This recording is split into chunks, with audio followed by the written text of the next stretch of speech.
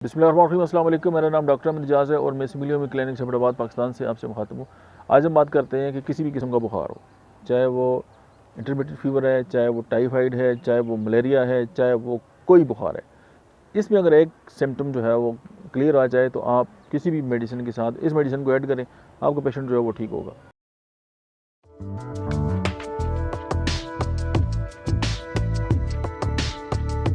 और वो क्या है कि ज़ुबान जो है उसके ऊपर पीली जो है येलो फर हो, यानी पीले किस्म की जो है वो मैल हो, तो आप होम्योपैथी की मेडिसिन जो है वो नेट्रम सल्फ जो है वो इस्तेमाल कर सकते हैं, क्योंकि नेट्रम जितने भी हैं वो सारे बुखारों पे बहुत ज़्यादा काम करते हैं। सल्फ़र खुद जो है वो बुखारों पे बहुत काम करता है, तो जब सोडियम और सल्फ़र आपस में मिलते हैं तो नेट्रम सल्फेट जब होता है तो उसकी जो मेडिसिन नेट्रम सल्फ होम्योपैथी में बनती है।